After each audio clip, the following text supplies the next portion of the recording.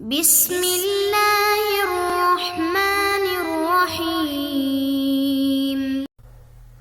اللہم صلی علی سیدنا و مولانا محمد افضل صلواتک بعدد معلوماتک وبارک وسلم وصلی علیہ۔ بسم اللہ الرحمن الرحیم۔ عزیز طلباء کرام، مختارات من ادب العرب سے بحمد اللہ تعالی آج ہمارا سبق نمبر 25 ہے، اور جو مضمون ہم آج شروع کرنے جا رہے ہیں اس کا عنوان ہے فی بنی سعد، بنو سعد میں۔ بنو سعد جہاں پر حضور صلی اللہ علیہ وسلم نے اپنے بچپن کے 4 یا بنا بر اختلاف 6 سال گزارے ہیں۔ رضاعت وغیرہ ابتدائی پرورش آپ صلی اللہ علیہ وسلم کی ادھر ہی ہوئی۔ بڑھتے ہیں اپنے سبق کی طرف۔ کانت حلیمۃ بنت ابی ذؤیب السعدیہ ام رسول اللہ صلی اللہ علیہ وسلم التی ارضعتہ۔ حلیمہ بنت ابی ذؤیب سعدیہ رضی اللہ تعالی عنہا حضور صلی اللہ علیہ وسلم کی رضاعی والدہ ہے۔ تو حدث بیان کرتی ہے انہا خرجت من بلدہا مع زوجہا و ابن لہا صغیر ترضعہ فی نسوۃ من بنی سعد بن بکر تلتمس الرضعاء، کہ وہ اپنے شوہر اور دودھ پیتے بچے کے ساتھ اپنے علاقے طائف یعنی بنو سعد بن بکر کے عورتوں کے ہمراہ دودھ پینے والے بچوں کی تلاش میں نکلی۔ قالت وذلک فی سنۃ شہباء لم تبق لنا شیئا۔ حلیمہ رضی اللہ تعالیٰ عنہ فرماتی ہے کہ اس سال ایسا قحط تھا کہ جس نے ہمارے لیے کچھ بھی نہیں چھوڑا تھا۔ قالت فخرجت علی اتان لی قمراء معنا شارف لنا واللہ ما تبز بقطرۃ، میں اپنے سفید دراز گوشت پر سوار ہو کر نکلی، ہماری اونٹنی بھی ہمارے ساتھ تھی، لیکن اللہ کی قسم اس سے ایک قطرہ دودھ بھی نہیں نکلتا تھا۔ وما ننام لیلنا اجمع من صبینا الذی معنا من بکائہ من الجوع ما فی صدیہ ما یغنیہ وما فی شاربنا ما یغدیہ، قال ابن حشام ویقال یغزیہ۔ بچے کے بھوکے ہونے کی وجہ سے، اس کے رونے کی وجہ سے ہم ساری رات نہیں سو سکے۔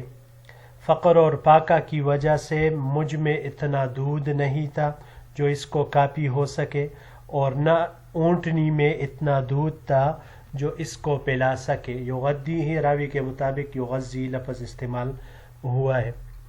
وَلَكِنَّا كُنَّا نَرْجُو الْغَيْثَ وَالْفَرَجَ فخرجت على اتانی تلك فلقد ادمت بالركب حتى شق ذلك عليهم ضعفا وعجفا حتى قدمنا مكة نلتمس الرضعاء۔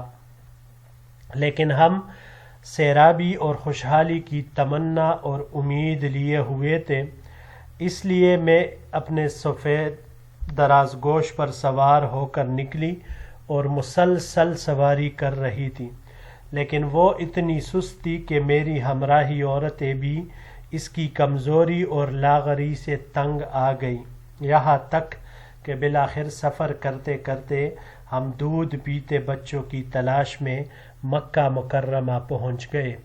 فما منا امرأة الا وقد غرز علیہا رسول اللہ صلی اللہ علیہ وسلم فتأباہ اذا قیل لها انہ یتیم۔ ہم میں سے کوئی بھی ایسی عورت نہیں تھی جس پر آپ صلی اللہ علیہ وسلم کو پیش نہ کیا گیا ہو، لیکن جب اسے بتلایا جاتا کہ یہ یتیم ہے تو وہ انکار کر دیتی۔ وَذَلِكَ إِنَّمَا كُنَّ، یہ اگلے سلائیڈ کے ساتھ اس کو جوڑ دیں گے۔ یہاں پر یہ چند الفاظ ہے۔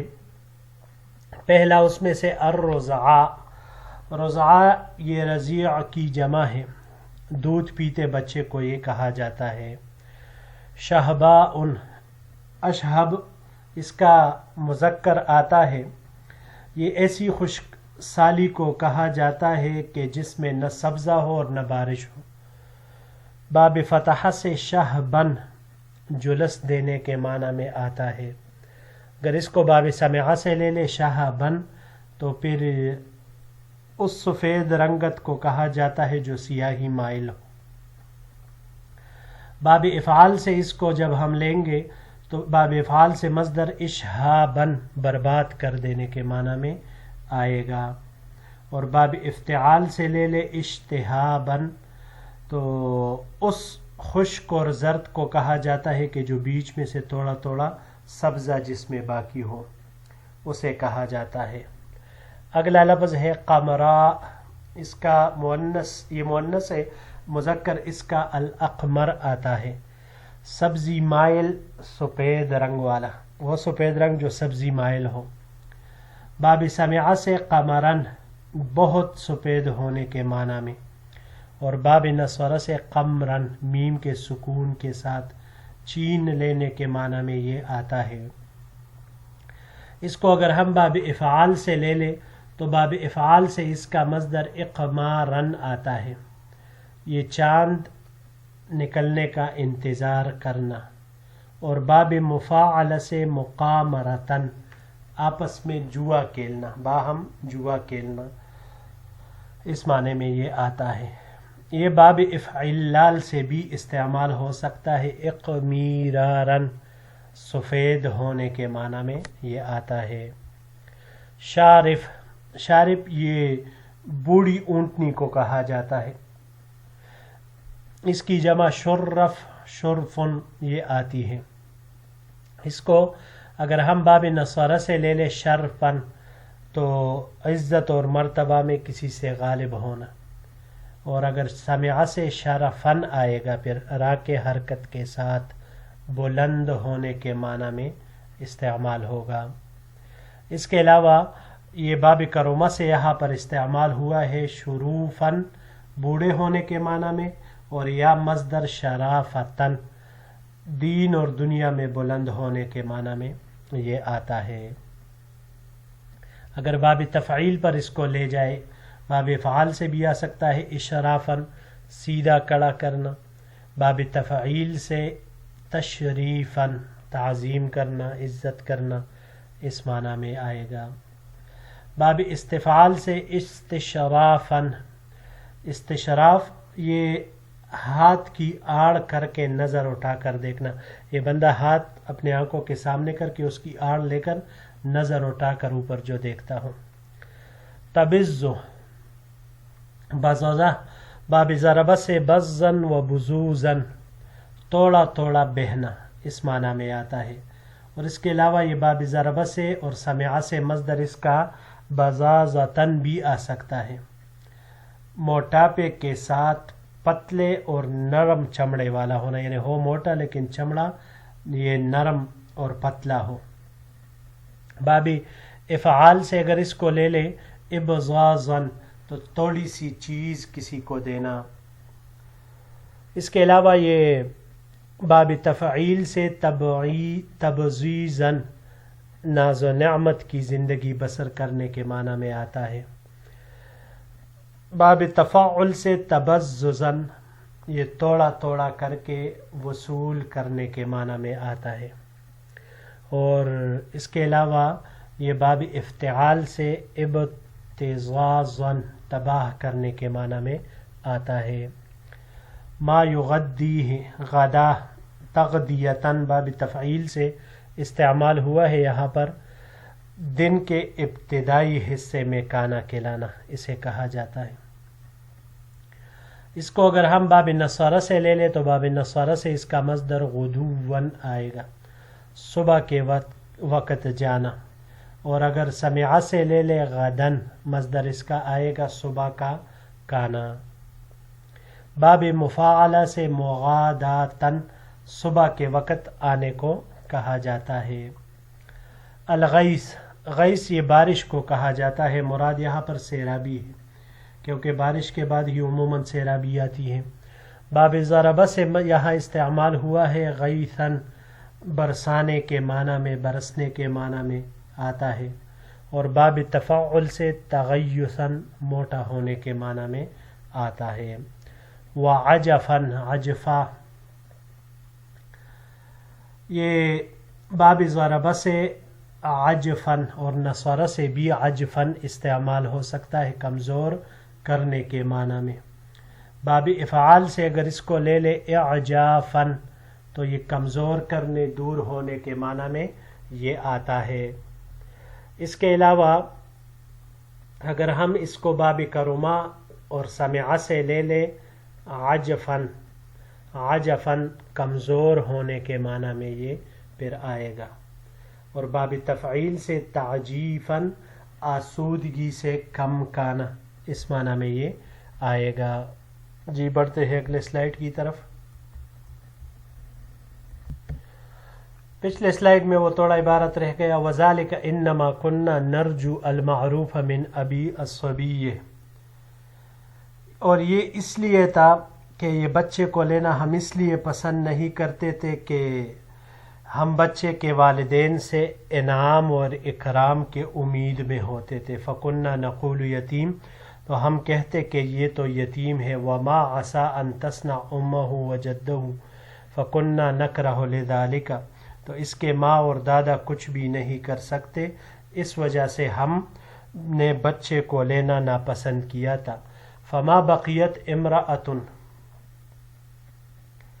قدمت معی الا اخذت رضیعا غیری، پس میرے ساتھ جو بھی عورت آئی تھی ہر ایک نے میرے سوا بچہ لے لیا، مجھے کوئی نہیں ملا، میرے سوا سب نے ایک ایک بچہ لے لیا.